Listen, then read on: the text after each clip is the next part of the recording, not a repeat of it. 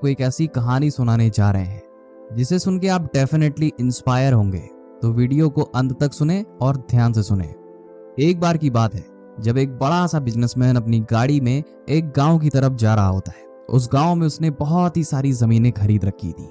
वो रास्ते में जा रहा होता है और एक टाइम बाद रोड खत्म हो जाती है और सामने नदी होती है। उस बिजनेसमैन के पास दो ऑप्शन होते हैं, या तो वो हाईवे से अपनी गाड़ी को ले जाता, तब जाके वो अपनी गाड़ी को गांव में ले जा सकता था, या तो सिर्फ 5 मिनट में उस नदी को पार करके उस गांव में पहुंचा जा सकता था।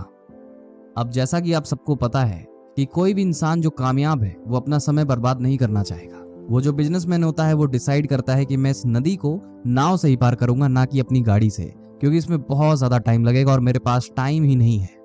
और वहां पे एक नाव वाला था, उसके साथ वो निकल जाता है उस गांव में। कुछ देर बीतता है और फिर वह बिजनेसमैन उस नाव वाले से कहता है कि क्या तुम मुझे जानते हो कि मैं कौन हूँ? नाविक कहता है कि नहीं साहब, मैं आपको नहीं जानता कि आप कौन हैं। फिर वह बिजनेसमैन अपना रुतबा दिखाते हुए उस नाव वाले से कहता है कि मैंने तुम्हारे गांव में बहुत ही बड़ी जमीन खरीदी है और वहां पे मेरी फैक्ट्री लगेगी। फिर वह बिजनेसमैन कहता है क्या तुम न्यूज़पेपर नहीं पढ़ते? हर रोज मेरी फोटो आती रहती है न्यूज़पेपर में। नाविक कहता है नहीं साहब, मुझे पढ़ना लिखना नहीं आता, मैं इतना काबिल नहीं हूं कि मैं अक्षरों को पढ़ सकूं। फिर वह बिजनेसमैन थोड़ा इरिटेट होकर कहता है कि तुम कैसे आदमी हो, तुम्हें पढ़ना लिखना नहीं आता, तुम अपना सर्वाइवल कैसे करते हो? ये सब सुनने के बाद उस नाविक को अच्छा तो नहीं लगा, लेकिन वो शांत रहा बेचारा। कुछ देर बाद वह बिजनेसमैन बताता है कि मैं तुम्हारे गांव में मिनरल वाटर का फैक्ट्री लगाने वाला हूँ। वह नाविक फिर कहता है कि ये मिनरल वाटर क्या होता है साहब, क्या आप मुझे बता सकते हैं? बिजनेसमैन गुस्सा के कहता है तुम्हें मिनरल वाटर भी नहीं पता? और ये सब सुनने के बाद वह नाविक बहुत ही ज्यादा सोच में पड़ जाता है और बहुत ही ज्यादा उदास होता है। ध्यान उसका कहीं और था, इसीलिए उसकी नाव जो होती है एक बड़े से पत्थर से जाके टकरा जाती है। वह पत्थर काफी ज्यादा विशाल था, जिसकी वजह से उसकी नाव टूट जाती है और नाव में पानी भरने लगता है। दोनों के पास अब केवल एक ऑप्शन था कि तैर के जाना था। उस नाविक को तो तैरना आता था, पर उस बिजनेसमैन को तैरना नहीं आता था। वो नाविक समझ चुका था कि ये नाव डूबने वाली है। जैसे ही वो छलांग मारने चला, तुरंत ही वह बिजनेसमैन से पूछता है कि साहब आपको तैरने तो आता ही होगा। वो बिजनेसमैन पैनिक होकर जवाब देता है कि नहीं नहीं, मुझे तैरना नहीं आता है।